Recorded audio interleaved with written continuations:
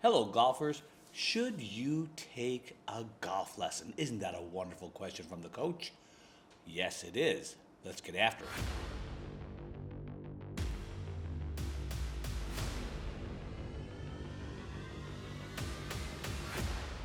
All right, we already know the facts. Somewhere around 10-11% of golfers take a golf lesson.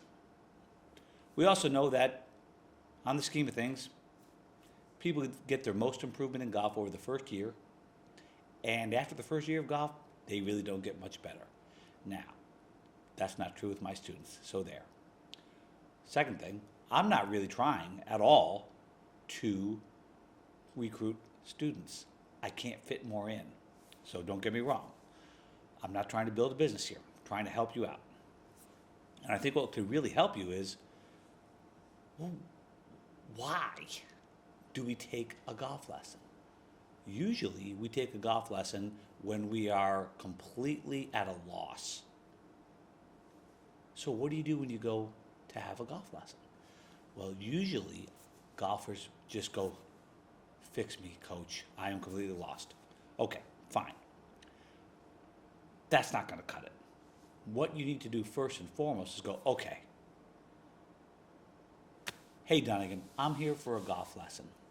What I would like to get out of this lesson is X. What I don't want is Y. Fair enough, right?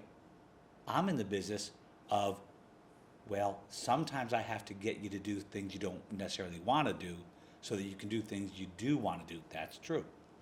Sometimes people will come in and go, hey, look, you know what?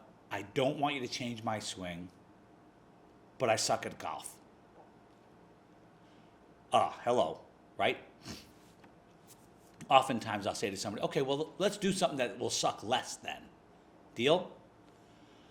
Okay. Another scenario. Coach, I just want to stop hitting the golf ball fat.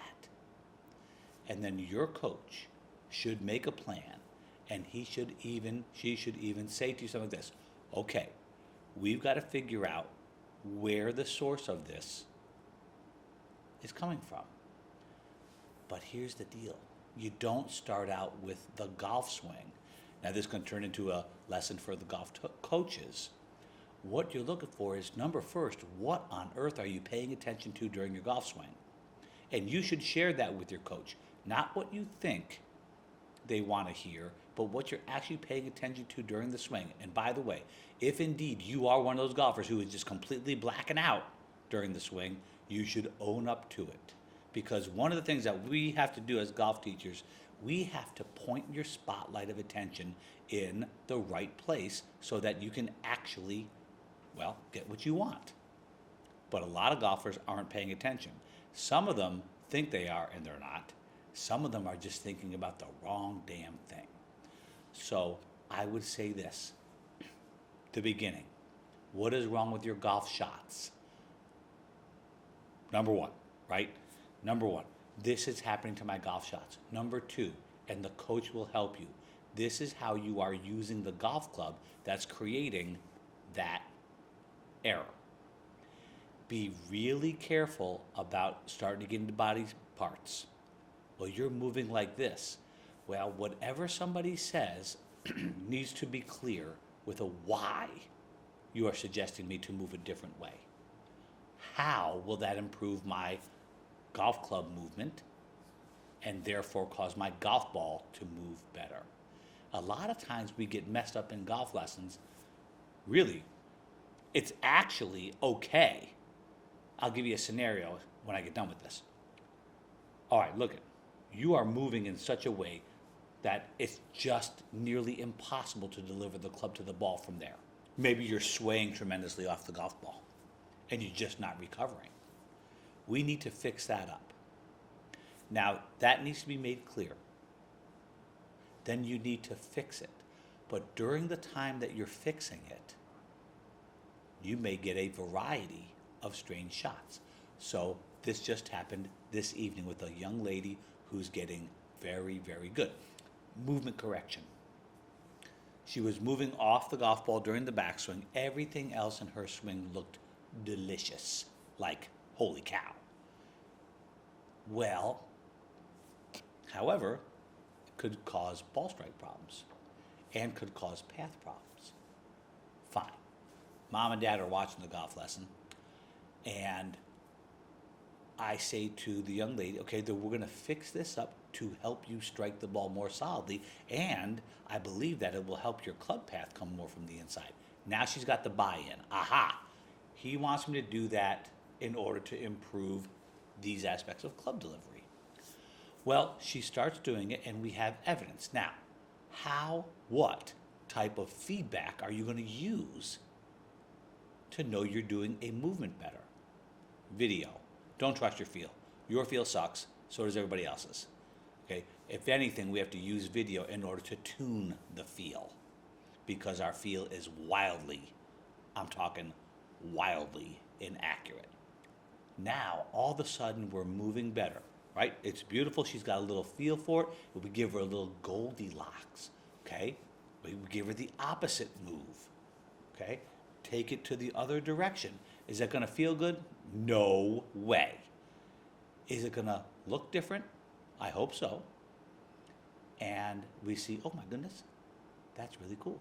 Now we're going to go, too hot, too cold, just right, till she finds her way. And this is where I'm backing off as a student. I'm putting all the work on the student, as should be, because the student's got to be able to do the work when I'm not there. Don't forget that.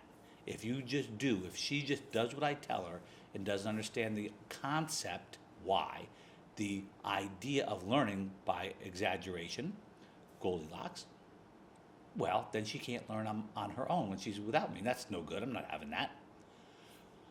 Well, okay, things are getting beautiful. The ball's hit solid. She's 13. She's beating the LPGA to her average speed. It's a beautiful thing. Yay. And I say to her, because I'm fun this way, okay, now, where's the ball going? And she says left. Dad says left, her usual miss. So I throw, yes, I have penalty flags. I throw a penalty flag. I go, okay, penalty. You get an F for that. Isn't the correct answer something like, wait a minute, I thought we were just working on what my head was doing. The other correct answer is, coach, wait a minute. I've been just working on my head. I haven't been trying to hit the ball anywhere. So why would we get upset when the ball goes everywhere when it's not what we're working on? So I said to her, believe it or not, I think my students love their golf lessons. Believe it or not, I said, okay, now, if you've got this business done for me, let's try to hit it somewhere. Would you like to do that? Yes, she would. Okay. Now, if we start to lose the move, then we're going to come back to that. But right now, I expect the move and hit it somewhere. And then, all of a sudden, magically, she has this kind of attention. There's a gap in time between the head and hit the ball there. Okay? She has enough time to do them. Boy, simultaneous processing, tough to do. But this is called serial. It's one, then the other. Cool. And she starts hitting it beautifully because she intended to hit it somewhere now. Now, I hope you hear the stark, this is not a small nuance. If you are working on one thing, evaluate that for goodness sakes. And you keep your coach focused on that. I just got to get this. When ready, you may add to it. While doing this, start to hit the ball to the target. If we don't get to there, now I've made a golfer, oh, look at how much better your swing is, but you can't play golf. Get it? But the thing that you golfers will try to do to us teachers is, okay, I don't want to think about that when I'm playing golf. Well, you just heard Max Homa say, oh, I have a swing key. Right? Guy's a star. Folks, look it. If every time you go, and it matters, it's a game, just so you know. Every time you go and you leave what you're supposed to be doing behind, it takes you that much longer to do it when it counts. So you have to push your new stuff onto the golf course. Maybe in a scrimmage, no scorecard, several reps on the golf course where you're doing the move, hitting the ball to the target, doing the right move, using the tool to start the ball out where you want, end up where you want. You got to put it together until the new move becomes a habit. You can't let it go because your brain has a stable preferred state. We'll call it a habit. And it is drawn to that. Whether you like it or not, that's your pattern. So until further time, until when it's necessary, you better keep doing what you're supposed to be doing or you won't be doing it at all. Now, this requires great discipline on the teacher, but especially the student. So for me, when I have a golf student, I will say, look it, next lesson, we're going to check up on this thing very first swing, and I expect better. I don't expect reversion, although I know that your brain will try to. I expect you to absolutely use Goldilocks and get this mo better, that's what we call it, by next time. And then we smush it all back to hitting the move and the shot, the move and the shot and the golf course, the move, shot, golf course scorecard, move, shot, golf course scorecard tournament. I don't see any other way to get it done. So get after it.